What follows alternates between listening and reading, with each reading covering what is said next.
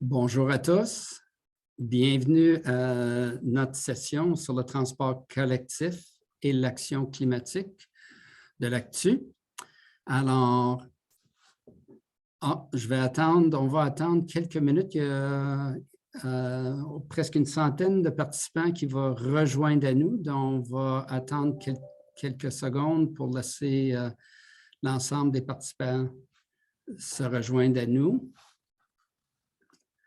Donc, de nouveau, bienvenue à ceux du Québec, les autres parties du Canada et, si je comprends bien, quelques participants qui seront de les voisins du Sud aux États-Unis, qui sont très habiles en français. Donc, on est très content de ça.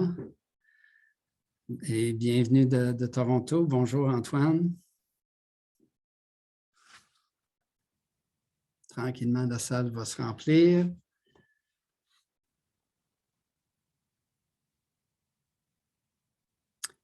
Bon, OK, on va partir la balle. Bienvenue à tous. On est ici sur le discours concernant le transport collectif et les actions climatiques qui a été préparé par l'ACTU. Mon nom, c'est Alain Mercier. Je suis directeur général du réseau de transport de la capitale et aussi président du conseil de l'ACTU. Donc, bienvenue à tous. Le transport collectif a un rôle essentiel à jouer dans l'action climatique. Pour ce faire, il doit demeurer une alternative viable à l'utilisation de l'automobile individuelle et aussi poursuivre les efforts d'électrification. Mais la pandémie de la COVID-19 a eu un impact important sur le transport collectif, puisque près de la moitié des coûts d'exploitation du transport en commun étaient couverts avant la pandémie par les recettes et des tarifs. Mais là, on voit que les budgets des réseaux de transport collectif ont été gravement touchés. Les questions globales que nous posons donc à nos panélistes sont les suivantes.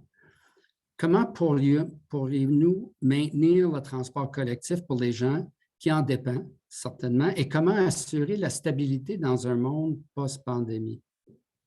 Mais aussi, comment éviter une reprise axée sur la voiture privée qu'on voit et positionner le transport collectif pour aider à atteindre nos objectifs climatiques. Donc, je vais me tourner à nos panélistes qui sont ici avec nous, qui ont préparé un énoncé d'introduction à cette question après ça, puis nous autres, on va tous, collectivement, nos panélistes et moi, on va passer à une discussion dirigée. Avec nous aujourd'hui, et je vais nommer les quatre, puis après ça, je vais passer le tour à chacun. Nous avons Luc Tremblay, le directeur général de la Société de transport de Montréal.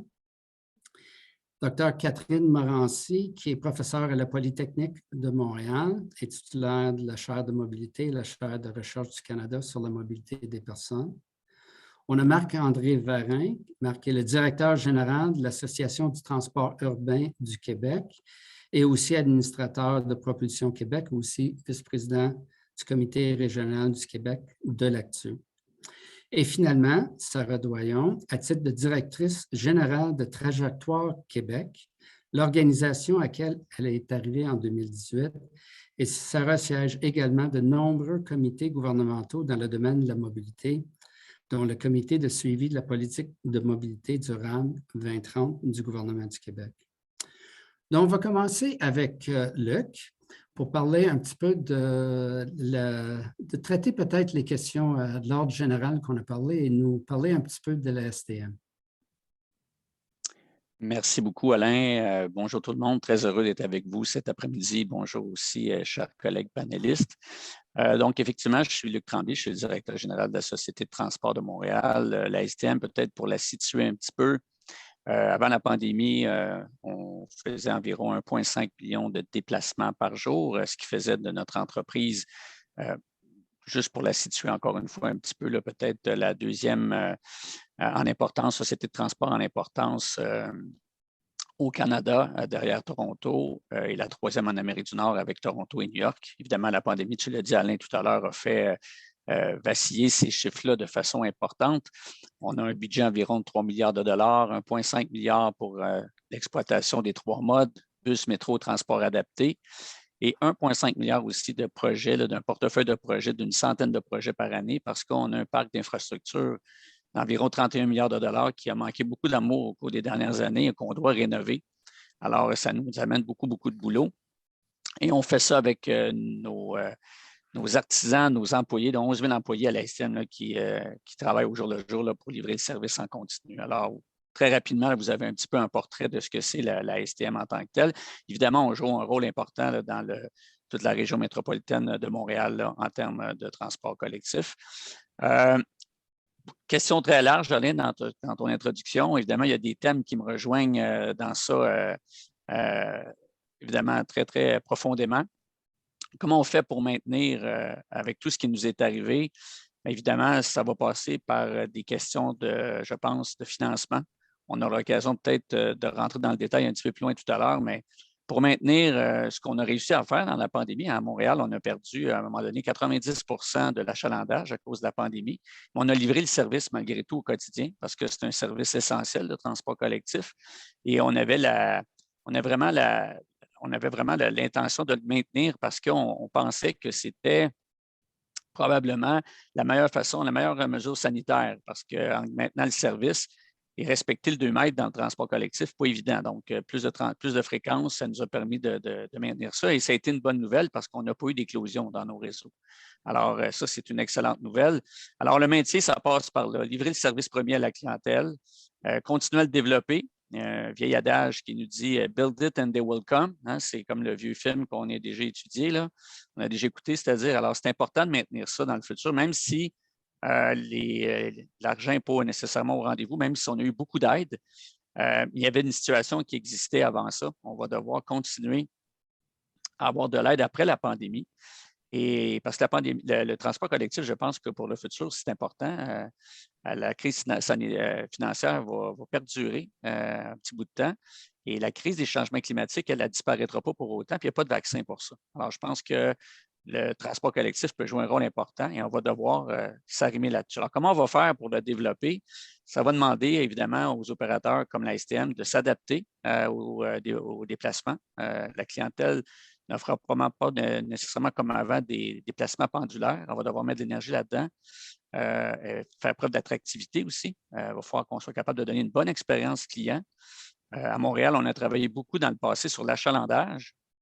On se doit maintenant de donner une expérience client qui est digne de ce nom.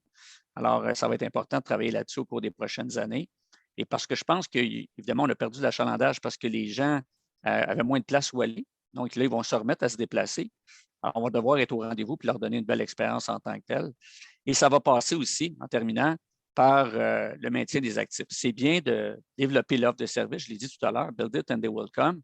Mais à la STM, on fête notre 160e année d'existence cette année, avec des infrastructures qui ont, je l'ai dit tout à l'heure, qui ont manqué beaucoup d'amour. Alors, si on ne maintient pas ces infrastructures-là, puis on développe sans maintenir ce qu'on a actuellement, bien, au net, le client va y perdre au change. Et je pense que, et c'est là qui va être notre défi, puis j'aurai l'occasion d'en parler tout à l'heure, qu'il y a moyen de rénover ces infrastructures-là dans le respect du développement durable. Donc, on peut sauver la planète malgré tout, même si on construit des garages, que ce soit pour des bus ou des trains, ou peu importe, on a une responsabilité sociale là-dedans, puis ça va me faire plaisir tout à l'heure de vous en parler. Alors, très rapidement, c'est très large comme introduction, mais on aura l'occasion d'en parler tout à l'heure. Voilà. Merci, Luc. Et on sait que le défi est grand pour toutes les sociétés de transport. On va tourner à Catherine Morancy, comme j'ai mentionné, professeure Polytechnique de Montréal, mais aussi membre indépendant du conseil d'administration de la STM et aussi membre du comité consultatif sur les changements climatiques du gouvernement du Québec. Donc, Catherine. Oui, bonjour à tous. Donc, moi, je suis professeur. Qu'est-ce que ça fait un professeur-chercheur? Bien, un, ça forme les futurs ingénieurs et deux, ça tente de contribuer à la clarification des enjeux de la façon la plus objective possible en fournissant des outils d'aide à la décision. Donc, c'est ce que j'essaie de faire à peu près 100% de mon temps et de contribuer le mieux possible à ceci. Bon, Là, je manque quand même de patience dans ma vie, là, en regard de ce qu'on entend et de ce qu'on vit actuellement. Fait que là, vous m'excuserez d'avance si je m'emballe. Mais la première chose que je voudrais dire, c'est qu'avant la pandémie, je faisais quand même un constat assez désastreux de certaines tendances qu'on observait. Parce que, bon, on peut peut-être s'imaginer ou penser que ça tout allait très bien avant la pandémie, là, mais on avait quand même des statistiques assez catastrophiques sur l'augmentation du parc d'automobiles, sur la réduction du taux d'occupation, sur l'étalement urbain, sur la consommation énergétique, sur plein de choses. Donc, ça n'allait pas si bien que ça. Là, on a eu ce moment où on peut réfléchir un peu, mais cette pandémie ne devrait pas, en fait, je ne pense pas qu'elle change notre vision, je ne pense pas qu'elle change l'urgence en regard de la crise climatique, je ne pense pas qu'elle change notre besoin de transformer la façon dont on se déplace, d'assurer que, puis là, j'ai toujours mes 5 critères habituels, là, que ce qu'on propose et ce qu'on fait comme stratégie, ce soit inclusif, que ça mette en avant les impacts collectifs avant les petits droits individuels ou les grands droits individuels, appelez-les comme vous voulez, que ça traite l'ensemble des besoins de mobilité, parce qu'on a aussi pensé soudainement que parce que les gens allaient plus travailler, qu'ils ne se déplaçaient plus. Je pense qu'on comprend que ce n'est pas le cas, que le transport en commun est essentiel pour assurer la mobilité tout motif, donc vers toutes les destinations. Je pense aussi qu'on a oublié certaines cibles de notre politique de mobilité durable, hein, parce qu'on vise à réduire les coûts de transport pour la collectivité et pour les ménages, et ce n'est certainement pas en leur disant faites tous vos déplacements en auto qu'on va réussir à atteindre ceci. Et on a plein d'autres cibles, là, vision zéro, réduction, augmentation du niveau d'équité. Donc, on a plein de préoccupations et je ne vois pas pourquoi on se questionne autant sur le rôle du transport en commun en cette situation pandémique et post-pandémique. Bon, vous m'excuserez, il y a certainement des choses qui m'échappent, c'est tout à fait possible. Donc, ce que je voulais dire, c'est que ce n'est pas parce que la structure spatio-temporelle de la mobilité se transforme qu'on abandonne le fait qu'on veut réduire la dépendance collective et individuelle à l'automobile. Bon, c'est peut-être un défi supplémentaire, là, mais il reste qu'on avait de très bonnes parts des transports en commun pour les déplacements domicile-travail avant, puis on savait qu'il fallait travailler sur d'autres lignes de désir, d'autres déplacements pour lesquels, sans doute, le transport en commun n'était pas suffisamment attrayant. Et là, c'est ce qu'on rencontre maintenant. Donc, on a une transformation de la mobilité. Les gens ne vont plus au même endroit, pas nécessairement aux mêmes heures. Et là, il faut véritablement s'attaquer à l'ensemble de ces besoins et faire en sorte que le transport en commun, pas qu'il demeure stable, on est encore dans la nécessité d'augmenter le rôle qu'il joue. Puis là, je pense qu'on n'énonce pas assez ces cibles de réduction de la dépendance à l'automobile, mais il faut faire en sorte que les ménages n'aient pas besoin de posséder un ou plusieurs véhicules pour répondre à leurs besoins de mobilité. Et ça passe d'abord par le transport en commun, en complémentarité avec tous les autres modes qui ont des impacts moindres que l'automobile. Donc, je ne sais pas combien de temps je parle beaucoup dans ma vie, mais ça, ce sont les éléments importants. C'est-à-dire que je trouve que le transport en commun, encore aujourd'hui, sinon plus, parce que l'urgence climatique ne va pas ralentir, au contraire, on le voit avec tout ce qui se passe à travers le monde, il faut vraiment penser réduction dépendance à l'auto. Ça, c'est la clé numéro 1. Il faut vraiment réduire la dépendance à l'automobile, réduire la nécessité que les gens possèdent, donc toutes les dépenses associées à la possession pour faire l'ensemble de leurs besoins de mobilité, et les gens vont continuer à se déplacer. Donc, c'est clair que ça prend d'autres solutions qu'un véhicule privé. Merci. Je cesse là-dessus. Merci, Catherine. Et bien dit, je pense qu'on écoute souvent ce message-là, mais on l'oublie clairement que l'importance d'attaquer les bonnes choses au bon moment. Puis on va aller on va aller entendre un petit peu des solutions dans la prochaine partie. Je vais tourner vers Marc-André Varin. Marc-André qui est directeur général de la TUC et un peu notre point de rejoindre les travaux qu'on fait au niveau de l'électrification et le rassemblement des sociétés de transport au Québec. Marc-André? Tout un défi de suivre Luc et Catherine. Et bonne chance à Sarah qui va fermer la première marche. Là. Mais Marc-André Varin, directeur général de la TUC, association qui regroupe les 9 sociétés de transport et exo au Québec, et comme le mentionnait d'emblée Alain, beaucoup un forum de convergence, d'échange, d'informations, mais également une boîte qui est peut-être moins connue, mais qui fait des représentations politiques et qui est présent sur la scène politique au sens noble du terme pour influencer les politiques, les programmes de financement, les enjeux et tout ça. Donc, une association sectorielle, comme vous les connaissez dans bien des domaines, qui fait toutes sortes d'activités de représentation, de rencontres, mais également, on est impliqué, ça c'est assez unique, on est impliqué beaucoup dans le dossier d'électrification des réseaux d'autobus des sociétés de transport. On est très près du dossier de l'électrification parce qu'on est impliqué dans les achats regroupés de véhicules et on anime un comité électrification. Alors, on entend beaucoup parler des enjeux des sociétés.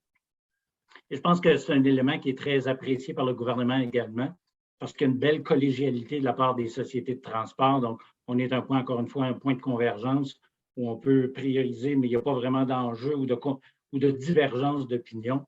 Mais ça facilite un peu le travail de relation avec le gouvernement particulièrement. Deux grands dossiers, d'après ce que je peux comprendre à notre agenda aujourd'hui, deux grands dossiers.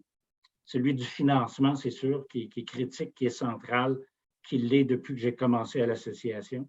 Et on va en parler un petit peu. Puis l'enjeu du transfert modal, l'enjeu de reprendre après la pandémie où on était avant, avec les grandes orientations du gouvernement au Québec qui se sont matérialisées, qui se sont concrétisées dans la politique de mobilité durable.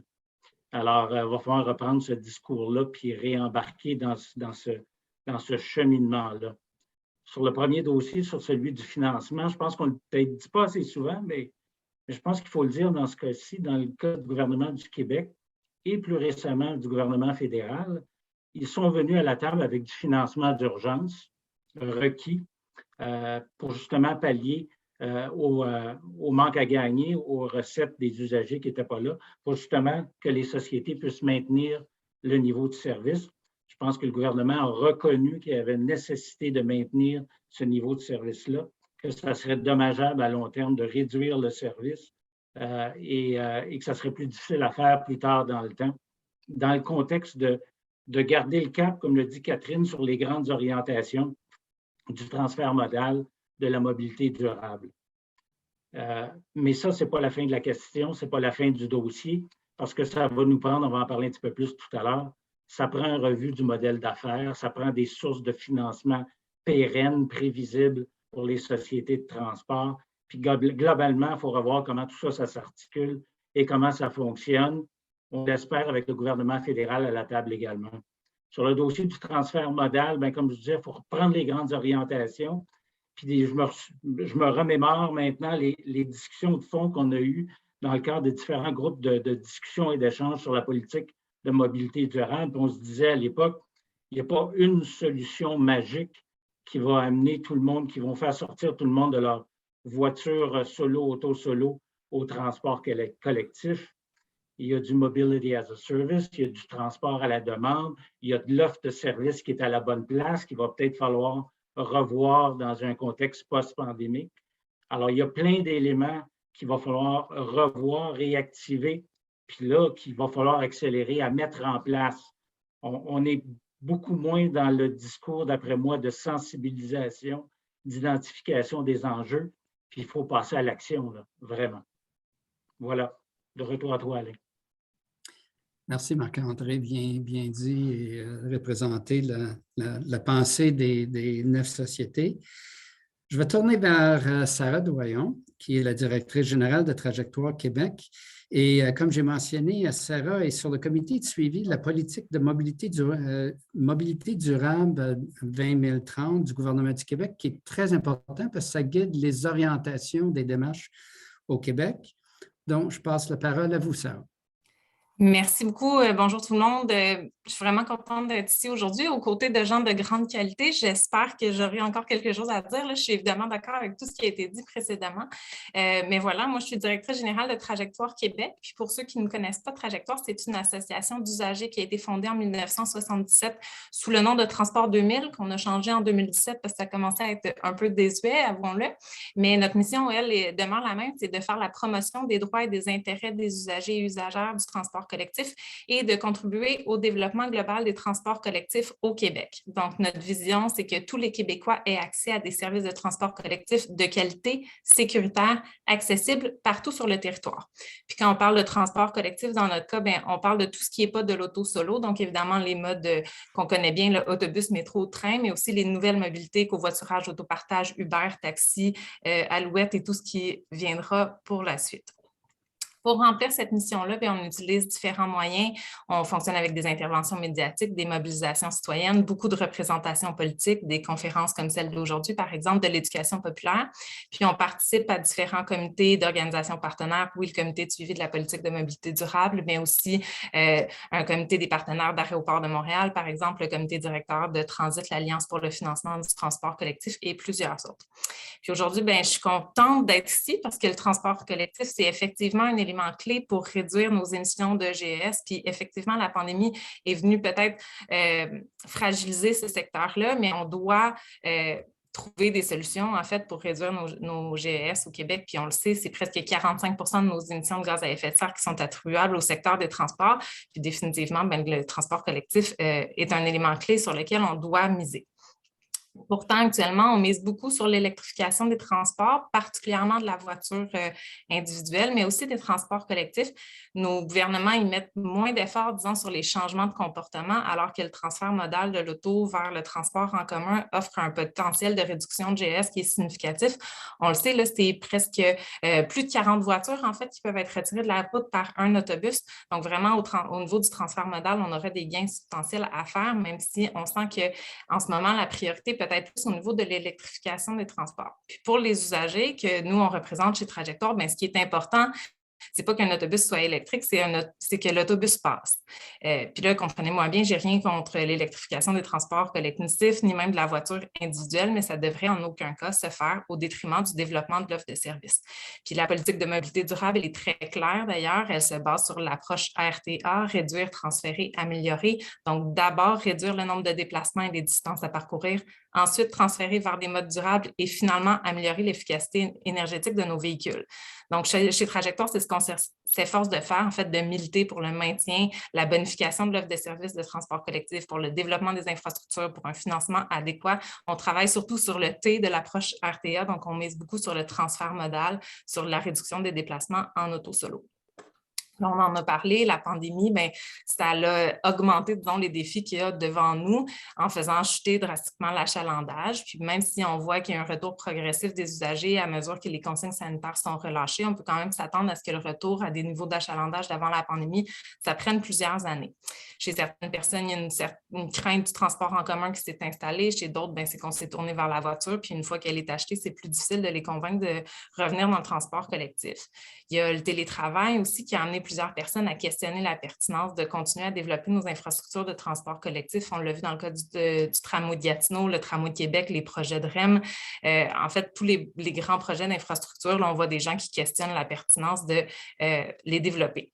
Là, je vous épargne l'argumentaire en faveur de ces projets-là. Je suis convaincue que vous connaissez les nombreux bénéfices, mais je pense que le message que j'ai envie de passer aujourd'hui, c'est qu'on devra travailler tous ensemble pour réitérer l'importance d'investir dans le transport collectif, que tous les acteurs du milieu, on se donne un peu une mission de cheerleader du transport collectif pour que vraiment la population en général et les décideurs comprennent l'importance de continuer d'investir dans le transport en commun. Oui, pour ses bénéfices environnementaux, mais aussi pour ses nombreux bénéfices sociaux, parce qu'il ne faut pas l'oublier, le transport en commun, c'est un élément important du filet social qui comporte plusieurs avantages au point de vue social, au point de vue de la santé, d'un point de vue économique. Donc, il n'y a pas seulement l'environnement qui en bénéficie quand on investit pour soutenir et développer nos transports en commun. Je suis sûre qu'on aura l'occasion d'en parler plus en profondeur avec les questions.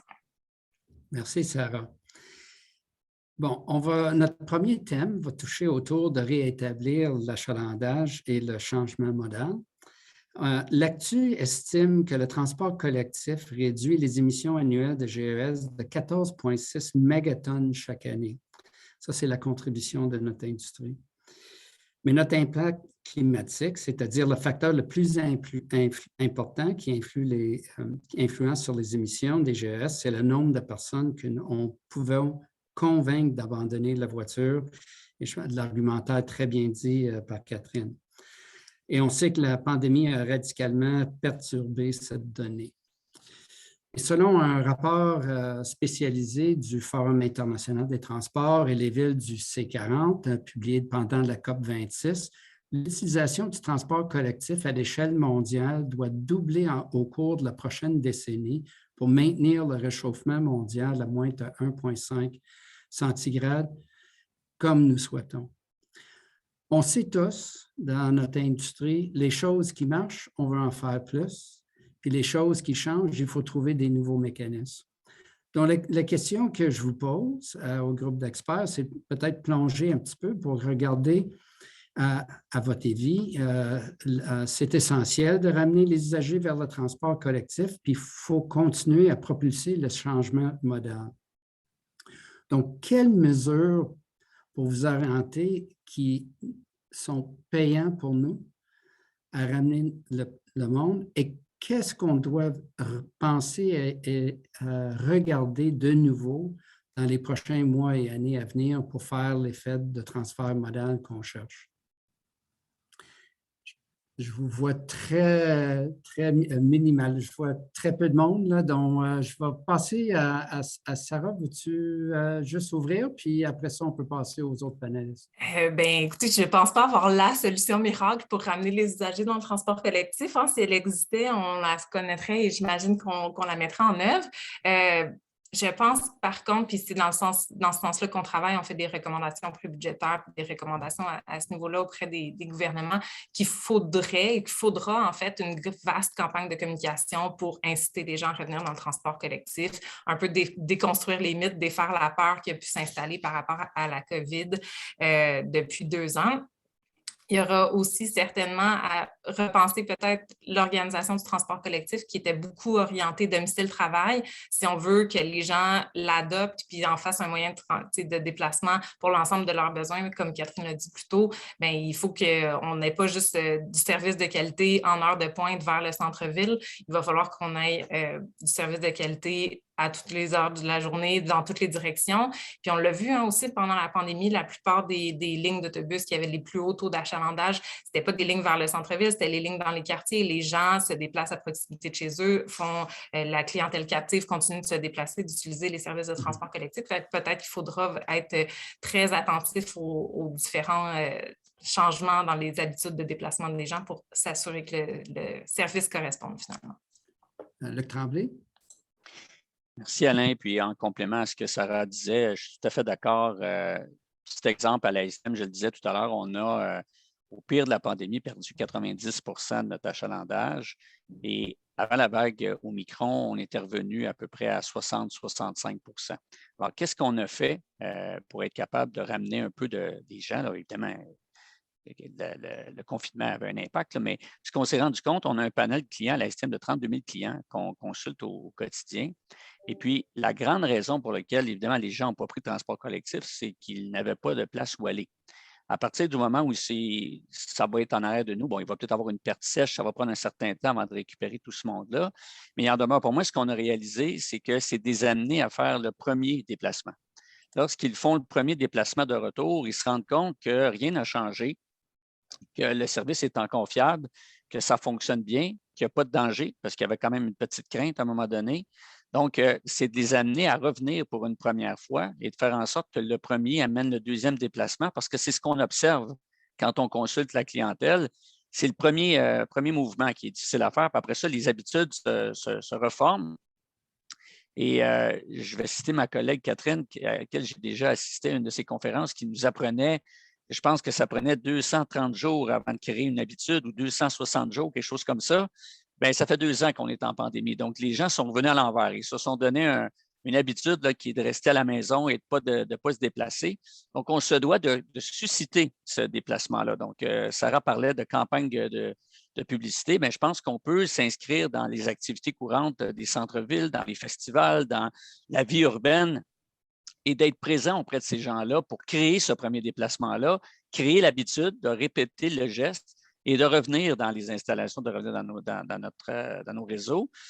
Puis je terminerai en disant qu'il va falloir aussi, un peu comme Sarah le disait aussi, repenser, avoir une agilité. Je parlais du mode pendulaire tout à l'heure, le matin, le soir. On va devoir avoir la qualité, la capacité à l'extérieur des anciennes heures de pointe pour accompagner la clientèle dans ça. Le schéma de déplacement va avoir évolué. On va devoir être au rendez-vous. Et ceux qui vont avoir cette capacité-là à l'extérieur des heures de pointe, je pense, vont être en mesure de marquer des points pour être capable d'accommoder la clientèle parce qu'évidemment, le schéma va changer. Alors, je pense qu'évidemment, il va falloir qu'on fasse des gestes pour rester attractif. Je parlais d'expérience client tout à l'heure, mais ça passe par mettre le premier pas en avant, ou le principe de la saucisse high grade, là, plus on en mange, plus on en veut, plus on en veut, plus on en mange. Je m'excuse un petit peu de la familiarisation de l'expression, mais c'est un peu ça. Alors, il ne faut pas voir ça non plus trop compliqué. L'expérience nous montre jusqu'à présent qu'en peu de temps, il est possible de ramener les gens si on les amène à faire le premier déplacement. Marc-André, puis après ça, Catherine. Je sais, on a monté l'intérêt, là. C'est bien. En complément d'information, donc on a parlé de l'offre de services pendulaire. C'est sûr qu'il va peut-être falloir revoir. Les schèmes de déplacement sont peut-être modifiés et vont être modifiés avec un mode hybride de télétravail. Alors, il faut regarder ça. L'autre élément qu'on n'a pas mentionné à date, c'est peut-être la tarification également. Alors, il y a des choses qui se passent dans la grande région de Montréal, mais il va peut-être falloir travailler sur la tarification un peu partout, justement, pour mieux arrimer la tarification avec les nouveaux usages des travailleurs et des usagers du transport en commun. Il va falloir, on a parlé de promotion, de campagne de communication, d'incitatifs, mais à un moment donné, il va falloir amener le débat aussi de l'éco-fiscalité, puis d'autres mesures peut-être coercitives. Il va falloir travailler de ce côté-là également. On sait qu'on a un gouvernement qui n'est peut-être pas prêt à parler de ce sujet-là tout de suite cette année, mais il faut que ça fasse partie du discours également et ça va faire partie de l'arsenal des différents moyens, leviers qu'on va pouvoir utiliser pour effectuer le transfert modal. Bon point. Catherine? Moi, je dirais que si toutes nos routes étaient vides, là, on pourrait arrêter de penser qu'on peut amener des gens dans les autobus, mais ce n'est pas le cas. Donc là, c'est un enjeu de compétitivité. Puis là, la compétitivité, mais moi, je vais parler, là, on essaie de réduire la part de l'automobile. Donc, un jour, il va falloir réaliser que pour être compétitif par rapport à l'automobile, on a deux stratégies, ou bien on rend le TC plus attrayant. Puis là, je vais parler de qualité absolue. Il faut qu'on regarde pour un déplacement, est-ce que ce que j'offre est de bonne qualité, là, toute chose étant égale par ailleurs. Tu sais, ça veut dire le temps total, les conditions de marche, les conditions d'attente, le nombre de correspondances, tout ce qu'on sait quand on appelle les réseaux de transport commun. La deuxième chose, c'est la qualité relative. Est-ce que par rapport à ce que l'auto offre, je demeure compétitif? Ça, un jour, il va falloir s'y attaquer un petit peu plus sérieusement. Je sais que c'est bien tannant, puis c'est pas du tout populaire quand on est politicien de dire qu'il faudrait que l'auto soit moins facile à utiliser, qu'il ne faudrait pas mettre plus de routes, qu'il faudrait enlever de la capacité, qu'il faudrait que ça coûte plus cher, mais il va falloir faire ça. Parce que quand on regarde pour l'ensemble des déplacements, c'est sûr que vers le centre-ville, il y avait des contraintes de stationnement, puis heureusement, il y avait de la congestion, ce qui aidait à la compétitivité du transport en commun. Mais ça, c'est sur l'ensemble des déplacements où on doit ajouter une certaine forme de friction pour que le déplacement de l'automobile soit moins facilité. Là, je parle juste de rétablir une forme d'équilibre et d'équité dans les conditions dans lesquelles sont faits les déplacements. Parce qu'actuellement, on est vraiment très accommodant pour l'automobile, tant sur les coûts de stationnement, la présence de stationnement, l'offre routière, etc. Donc, il va falloir vraiment travailler à rendre, en tout cas, à aider, si on veut faire des investissements en transport en commun, puis que ce soit rentable. Je ne suis pas à ce point extrême, là, mais je veux dire que les gens l'utilisent et qu'on ait un mode de transport plus efficace globalement. Il va falloir aussi se questionner sur la compétitivité de l'automobile. Votre commentaire sur la compétitivité est intéressant. Je sais, dans certaines villes, par exemple, même au niveau des propriétaires des stationnements, commencent à offrir des aubaines pour partager les espaces de stationnement, dont ils baissent le tarif mensuel pour le stationnement. Et ça rend plus difficile quand on a des employés qui sont dans le milieu d'emploi 2-3 jours par semaine. Que leur choix à utiliser un véhicule, s'ils payent 100% d'un stationnement ou payer 50% d'un stationnement mensuel, va avoir un impact. Donc, cette notion de compétitivité entre les modes va devenir un élément important.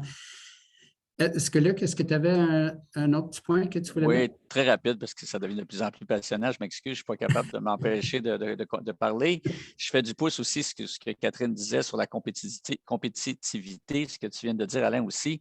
On va devoir revenir à un concept pré-pandémique qu'on avait tous commencé à regarder, mais qu'on a arrêté. Mais qu'il n'y a pas beaucoup d'exemples concrets qu'on a mis en place, c'est la mobilité intégrée ou la mobilité as a service qu'on entend un peu partout.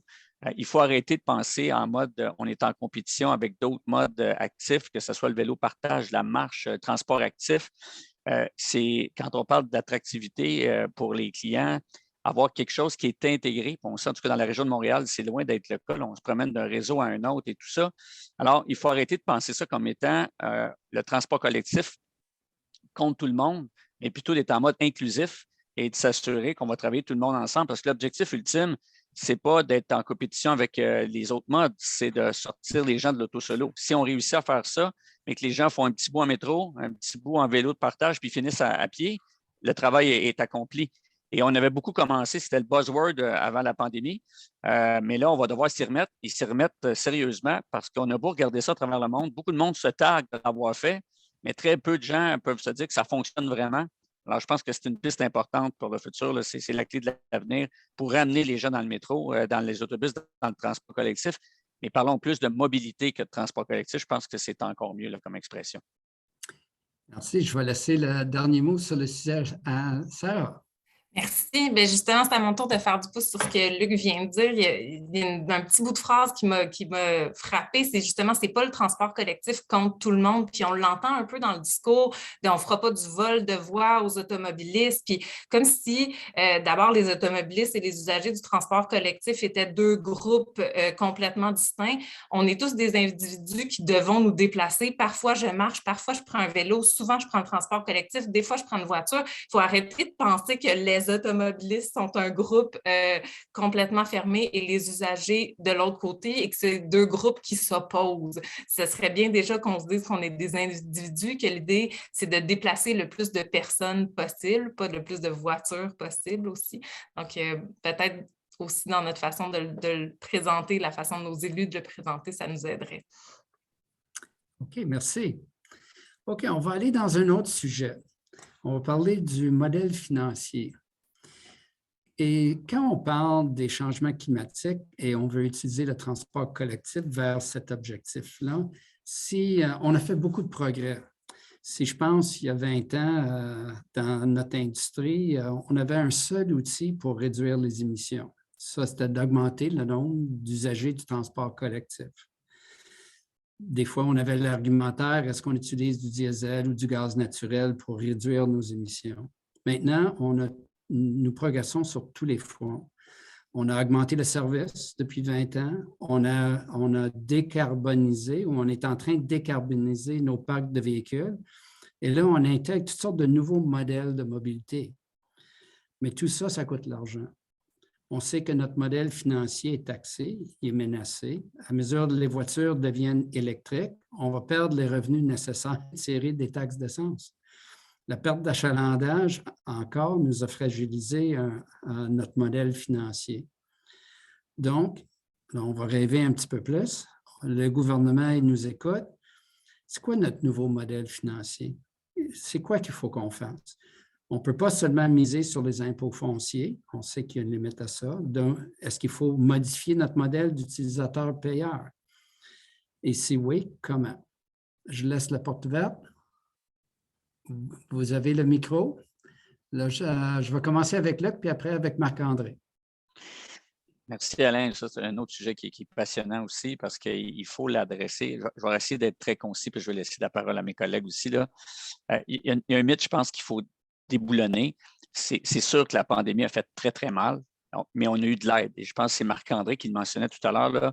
On remercie les différents paliers qui nous ont vraiment aidés à soutenir la baisse d'achalandage. Ça, c'était extraordinaire parce qu'on n'aurait pas pu continuer à livrer le service comme on le fait, qui est important. Mais il y a quelque chose qu'on doit comprendre, c'est que la situation était déjà critique avant la pandémie. Le modèle ne tenait déjà pas la route à ce moment-là, parce qu'il date de 30 ans, tu l'as dit, Alain. Alors, la pandémie est venue exacerber une situation qui était déjà très déficitaire. Donc, on nous a aidé beaucoup pour le nouveau volet, mais l'ancien demeure là encore. Il est encore là, puis il est très présent. Alors, qu'est-ce qu'on peut faire avec ça? Mais il faut reconnaître qu'il existait avant. Dans les débats qu'on a actuellement, ce n'est pas nécessairement le cas. On nous dit beaucoup, bien, on vous a aidé pour la pandémie. Oui, tout à fait, puis un gros merci. Mais la problématique était entière avant la pandémie. Donc, il faut revenir à ça, puis il faut le reconnaître. Et il y a des choses qu'on peut faire avant de penser, à mon sens, à mettre des nouvelles choses en place. Bien, il y a déjà des leviers actuellement qui sont là qu'on a tout simplement à indexer et qui vont amener des centaines de millions de dollars dans le système. Là, je pense la taxe sur l'essence, la taxe sur l'immatriculation, le 30 dans la région de Montréal qu'on paye pour l'immatriculation qui a été faite en 92, bien, il est encore à 30 aujourd'hui. Alors, ça ne vaut plus 30 là, ça vaut peut-être 10 .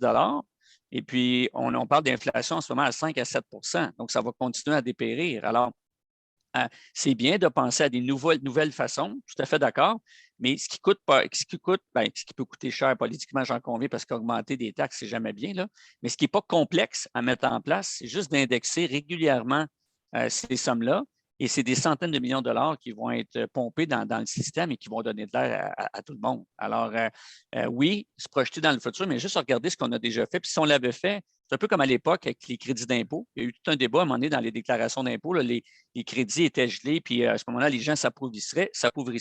C'est la même chose de ce côté-là. Donc, je pense qu'il y a des gestes faciles qu'on peut faire. Donc, reconnaître que ça existait avant, puis de peut-être juste dépoussiérer, mettre à jour ce qui existe déjà, le temps de se donner de l'air pour regarder d'autres choses qu'on pourrait mettre en place qui pourraient assurer une pérennité pour le futur. Marc-André? Faire du pouce encore une fois, puis l'analyser un petit peu de façon cartésienne. Il ne faut pas oublier que du côté du financement, il y a le financement des exploitations, puis il y a les grands projets également. Il faut déjà commencer par reconnaître ça. Dans les grands projets, il y a le maintien des actifs, qui est un enjeu. Il y a les grands projets qu'on connaît présentement. Puis du côté de l'exploitation, il y a différents programmes qui existent. Dans tous ces cas-là, il y a un enjeu définitivement de source de financement, d'où vient l'argent, mais je rajouterais aussi, c'est comment cet argent-là est rendu disponible, accessible aux sociétés de transport, particulièrement dans les grands projets. Je vais faire une petite parenthèse rapide. On voit la rapidité avec laquelle le REM s'est mis en place avec une certaine structure, avec un certain mode de financement qu'on peut certainement questionner, mais on doit admettre que la rapidité d'agir pour un projet de cette ampleur-là est quand même remarquable, alors qu'on n'a pas les mêmes conditions du côté des sociétés de transport. Alors, financement des grands projets, financement de l'exploitation qui est requise également. Et pour ce financement-là, ça prend des sources. Il faut revoir les sources de financement. Il faut qu'elles soient pérennes et prévisibles. Et ça, il y a déjà tout un chantier, comme Alain l'a mentionné d'emblée, si je me souviens bien, qui a été fait par le gouvernement du Québec sur des sources de financement possibles. Il faut passer à la prochaine étape et les mettre en œuvre également pour s'assurer que ce financement-là soit sur une base continue accessible aux sociétés de transport. Luc? Je m'excuse de revenir à la charge. Je ne veux pas enlever non plus la parole à mes collègues, mais je vais faire ça rapidement encore une fois. Marc-André amène un super bon point, l'accessibilité du financement. Souvent, il y a des belles annonces, des millions de dollars qui sont annoncés, mais malheureusement, ça ne se rend pas dans les coffres des sociétés de transport pour toutes sortes de bonnes raisons. Alors, il faut, je pense, c'est indissociable quand on parle de financement, de parler de gouvernance aussi. C'est le principe de l'entonnoir. Là. Comment on peut faire pour que ça vienne directement dans les coffres de la STM, dans les coffres des autres sociétés de transport au Québec? Ce n'est pas nécessairement toujours un lien direct entre l'annonce et comment on va toucher des sous. Je ne rentrerai pas dans les détails parce que je l'ai médiatisé beaucoup et je ne veux pas revenir là-dessus. Mais il y a eu une belle annonce le 25 novembre dernier du gouvernement du Québec où on a donné 100 millions de dollars en fin d'année pour aider les sociétés de transport. Puis malheureusement, les sociétés de transport de la région de Montréal n'ont reçu aucun sou de ça.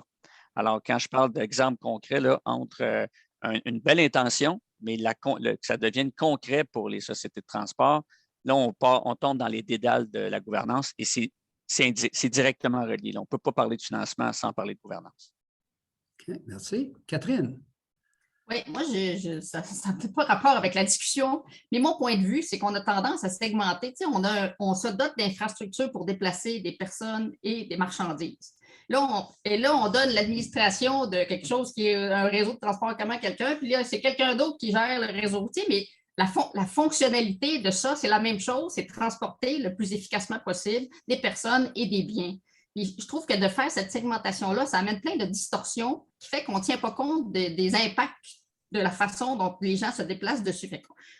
Il faudrait éventuellement tarifer en fonction des externalités qui sont générées. Puis il y en a plein des distorsions. Là, je veux dire, l'étalement urbain n'est pas là pour rien. Là. Quand quelqu'un fait la somme de son coût d'habitation plus coût de transport, on sait très bien que selon la capacité de calcul, les gens vont conclure que ça coûte moins cher cette année d'aller m'établir loin parce que je ne fais pas le calcul à long terme avec toutes les économies que je pourrais faire, ainsi de suite.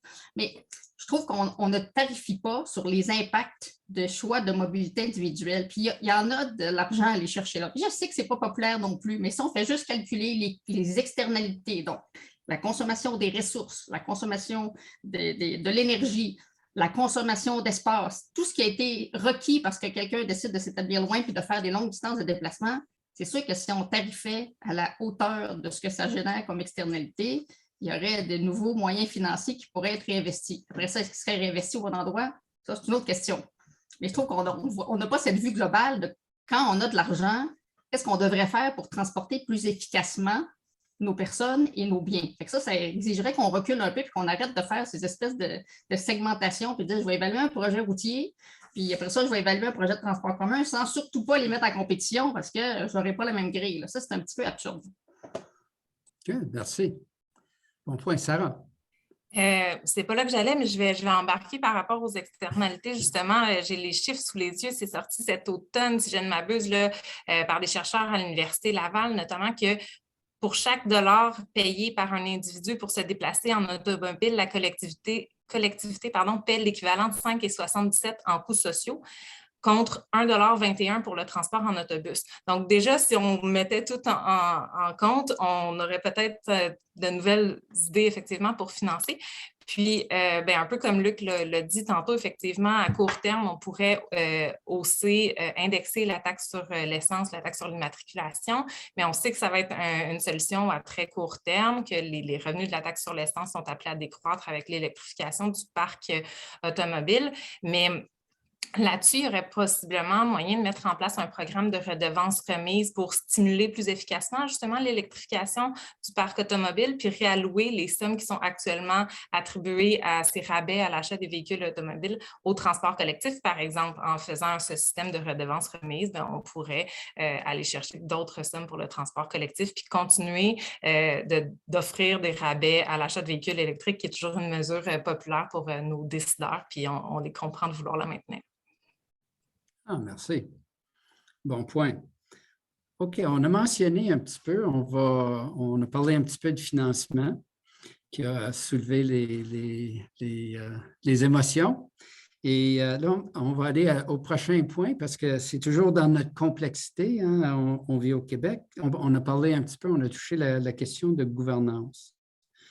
On sait que le gouvernement fédéral, ils ont récemment entamé le processus de lancement d'une évaluation nationale de l'infrastructure dans le but de déterminer les besoins et les priorités en matière d'infrastructure du pays et de planifier un avenir à émissions net nulles d'ici 2050.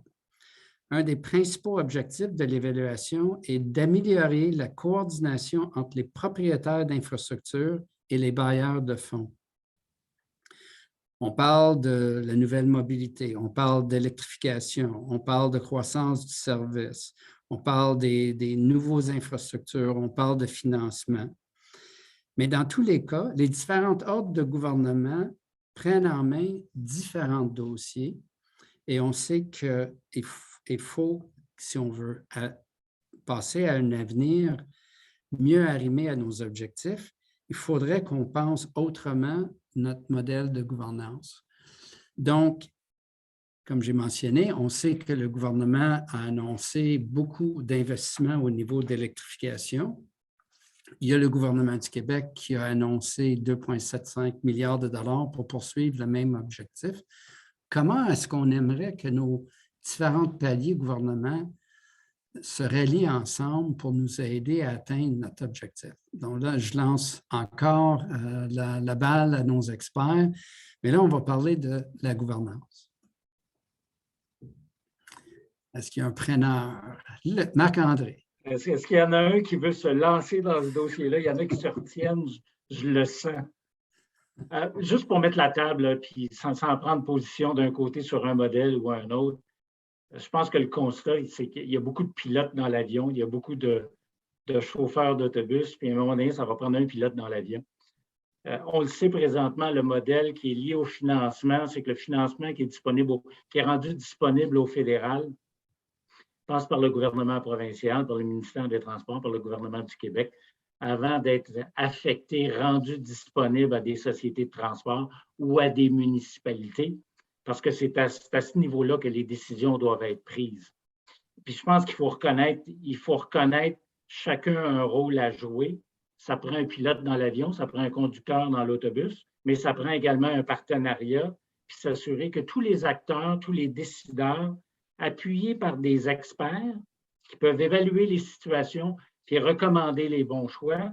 Je pense que globalement, quand on regarde ça à 40 000 pieds d'altitude sur la gouvernance du transport collectif ou de la mobilité au Québec, il faudrait que ça soit une structure qui soit basée sur ça essentiellement. Ce qu'on ne retrouve pas partout. Merci. Luc? Oui, merci. Je vais être un petit peu, comment dire, je vais être un petit peu critique. Comment je pourrais vous dire ça? En 28 ans à l'ASTM, j'ai vu beaucoup de modèles de gouvernance. À un moment donné, des structures, c'est très bien. Il y a plusieurs formes de structures qui peuvent fonctionner, mais en bout de ligne, ça prend aussi une volonté. Ça prend, je pense, les bonnes personnes au bon moment. Ça prend une vision commune. Et ça, en tout cas, je sais que dans la région de Montréal, on avait une belle occasion là, de faire quelque chose avec une nouvelle gouvernance. Mais malheureusement, cette structure-là n'a pas plus marché que celle qu'on a essayée dans le passé parce qu'à un moment donné, ça prend un certain courage. Ce n'est pas facile de prioriser puis de dire non à certaines choses pour avoir une vue globale, d'avoir une vision intégrée. Ce n'est pas des structures, à mon sens, qui font ça. Ça prend des gens qui travaillent dans la même direction. Et puis, actuellement, c'est plus difficile de ce côté-là. Donc, c'est bien beau de regarder les structures, mais il faut aussi une volonté, une certaine humilité aussi, je pense, de pouvoir accepter que ça ne sera pas au plus fort la poche, au plus puissant ou au plus imposant, mais qu'on ait le bien commun en tête. À Montréal, on a eu à l'époque le CMTC, on a eu la communauté urbaine de Montréal, on a eu la CMM, on est rendu avec la RTM, mettez les paliers de gouvernement dans tout ça. Tout peut se faire, à mon sens. Toutes les structures ont des plus et des moins, mais il faut les bonnes personnes qui ont vraiment l'intention de faire en sorte d'arrimer puis de livrer quelque chose d'intégré. Parce que si on n'a pas le bon casting, je m'excuse de l'anglicisme, n'importe quelle structure ne donnera pas des résultats. Alors, il y a un danger, à mon sens, de mettre l'accent beaucoup sur la structure. Il faut juste s'assurer que les gens embarquent dans le concept. C'est que quand on fait ça, ça va prendre une vraie priorisation, une vraie planification. Et il y a des gens qui vont être laissés pour compte parce que c'est peut-être pas prioritaire ou parce que le coût, ça coûte trop cher. Ça prend des indicateurs, pour prendre une bonne décision, si on le prend juste pour des raisons, entre guillemets, politiques, on va brasser des structures encore longtemps, à mon sens. Merci.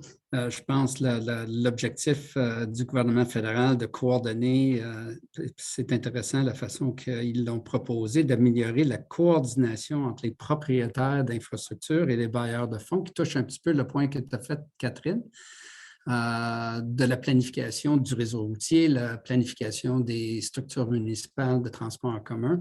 Cet arrimage-là est extrêmement important dans le modèle de gouvernance. Je pense qu'il y avait Sarah et Catherine, juste pour... Mais bon, vous venez de lancer la balle à Catherine, peut-être elle peut commencer, puis je ferai du pouce, il n'y a pas de problème. En fait, moi je ne suis vraiment pas une spécialiste de gouvernance, là. Mais ce que je voulais dire, c'est que ce que je vois cependant, c'est qu'on fait de la courte pointe avec des réseaux, puis ça ne fonctionne pas. Il faut reculer puis faire une conception. Il faut reculer dans la conception des réseaux pour qu'il y ait une cohérence dans ce qui est offert, puis assurer que les réseaux se complètent, puis assurer qu'un va pouvoir compenser pour les vulnérabilités de l'autre, puis qu'on ait vraiment quelque chose qui est complémentaire et même qui est dédoublé, parce que des fois, on voudrait que des usagers aient plusieurs alternatives. Ça, c'est vraiment, je trouve qu'actuellement, ça ne peut pas fonctionner parce qu'on essaie de les attacher alors que chacun fait sa propre conception de réseau. Ça, je trouve ça compliqué. Puis même, il faudrait avoir l'ambition que ces réseaux ne soient pas juste à l'échelle métropolitaine, mais encore une fois, la sacrée cible de réduction de la dépendance à l'auto voudrait qu'on inclue aussi les déplacements interrégionaux. Fait qu'on ait vraiment une compréhension des besoins de mobilité, puis qu'à partir de cette compréhension objective, on puisse proposer des réseaux intégrés, multimodaux, qui répondent le plus efficacement à l'ensemble des besoins. Puis efficacement, ça inclut beaucoup de choses. Là. Ça veut dire qu'on tient compte de l'hétérogénéité et des préférences de tout le monde. C'est sûr que je ne sais pas exactement quelle est la meilleure structure de gouvernance que ça prend pour faire ça. Mais déjà, si la compréhension du cadre, comment on devrait concevoir les réseaux, tout mode, bien là, peut-être qu'on serait un petit peu plus avancé sur où est-ce que les gens doivent se parler. C'est pas quand les réseaux sont là et que chacun a décidé ce qu'elle allait mettre en place. C'est avant. Il faut se questionner, puis il faut aussi se doter de cibles qui vont être en phase avec nos grandes orientations, puis que les indicateurs, on puisse les calculer de façon objective. C'est sûr que la préoccupation, c'est toujours d'être le plus objectif possible pour que toute anecdote, toute impression, toute partisanerie sorte des choix qui sont lancés n'importe comment. Fait que moi, c'est ma compréhension de la chose. C'est bien dit. Sarah? Oui, je vais faire attention à ce que je dis, c'est délicat et complexe, la gouvernance, mais effectivement, c'est peut-être trop complexe. Par contre, après l'EPO, j'amènerais peut-être une petite nuance, un peu de fleur dans tout ça, pour dire que j'ai l'impression que depuis quelques années, il y a un certain désir d'arrimage, un certain niveau de compréhension que tout est dans tout, puis qu'il faut donc être cohérent dans nos différents objectifs. Où c'est plus difficile, c'est au niveau de la concrétisation des actions. Alors, il y a eu la PMD, la politique de mobilité durable. Ensuite, il y a eu récemment la consultation de la ministre Laforêt du MAMACH sur la SNOT, qui est devenue la PNAT, la politique d'aménagement et d'architecture, dans lequel il y avait quand même une grande partie qui était consacrée au transport. Il y a le plan pour une économie verte qui met beaucoup l'accent sur les transports collectifs, qui reprend certains des objectifs qui sont dans d'autres politiques, sans dire que tout ça est parfait. Il y a quand même un désir d'arrimage. Où c'est plus complexe et où ça achoppe plus, c'est la concrétisation de ça, l'exemplarité de l'État là-dedans. On ne peut pas avoir une politique de mobilité durable, un plan pour une économie verte, des objectifs de réduction des GES, puis en même temps se dire on va faire un tunnel à 10 milliards de dollars qui va passer sous le fleuve. C'est dans le concret où ça ne marche pas, mais moi, j'ai l'impression que dans l'arrimage des politiques, il y a un désir de bien faire les choses et en espérant que ça percole jusqu'en bas prochainement. Merci, bien dit, bien dit. Bon, pour combler les dernières minutes, j'aimerais tourner un petit peu sur la question de l'importance de le parc de véhicules, on va dire propres au niveau d'émissions et leur importance sur notre avenir. Tu sais, on entend, en ce qui concerne l'électrification, on s'entend souvent de parler des voitures électriques comme s'agissant presque d'un remède universel pour prévenir les émissions dans le secteur des transports. Puis, lors de la récente conférence sur le climat tenue à Glasgow, la COP26, la réunion des ministres des Transports a été principalement axée, en définitive, sur des voitures électriques. Seulement 30 des plans nationaux sur les changements climatiques produits pour la COP26 comprenaient des mesures applicables au transport collectif. J'aimerais savoir un petit peu votre point de vue sur cet élément-là, avec tous les nouveaux modes de mobilité. On a parlé de la mobilité intégrée, on a parlé du mode actif, on a parlé… Comment est-ce qu'on va traduire cette image-là de… Notre solution, c'est la voiture électrique vers la panoplie de solutions qu'on peut offrir avec le transport collectif et les autres modes. Comment on va changer l'importance de ce paradigme-là et réduire un petit peu l'influence de « on va juste convertir plus de véhicules électriques sur un parc qui grandit ».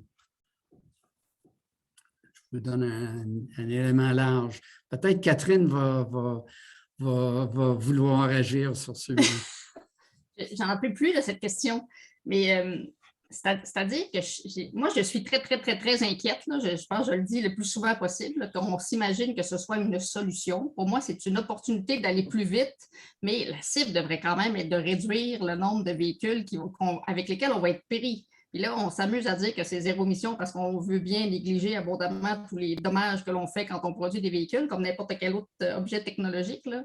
Mais on sait que ce n'est pas propre quand ça arrive. Et il y a tellement d'impacts négatifs que je ne peux pas croire que ce soit notre façon de concevoir la mobilité du futur, de plus en plus de véhicules qui soient de plus en plus gros, vides et, bon, soi-disant électriques. Il va falloir gérer un réseau de bornes de recharge, ça m'inquiète aussi. Imaginez, on se dote d'une autre infrastructure, il va falloir entretenir. Est-ce qu'on a fait nos preuves sur notre capacité à bien faire ça? Je ne suis pas certaine. Là. Je trouve que je suis très inquiète, surtout quand on nous dit que ça va nous prendre plus de routes pour faire rouler nos véhicules électriques. Là, je suis encore plus inquiète. Fait que, oui, ça fait partie de la solution. C'est sûr qu'à la fin, dans quelques années, on n'aura que des véhicules électriques. tant mieux, mais on espère qu'on va vraiment en avoir moins, qu'on va avoir été assez intelligent pour faire en sorte que les gens puissent se déplacer autrement et que les véhicules qu'on aura seront partagés, qu'ils puissent bénéficier à plus de gens. On va en avoir moins. Ça ne se peut pas, là. Marc-André, tu es au front de l'électrification des véhicules. Je peux parler d'électrification des autobus, oui, beaucoup, mais je suis tout à fait d'accord d'emblée. Je ne voulais pas réagir. Puis en effet, commencer avec Catherine, c'était la bonne stratégie parce que moi, je le vois comme un risque également. Je le vois vraiment comme un risque qui va embêter le transfert modal vers les modes collectifs parce qu'on va dire, on a des autos électriques, maintenant, il n'y en a plus de problème. Ce n'est pas le cas du tout, là. Alors, quand on parlait de campagne de communication puis de sensibilisation, puis de faire valoir, va falloir que ce message-là, il passe également. Puis en partie, le transport collectif, les sociétés de transport vont faire leur part également.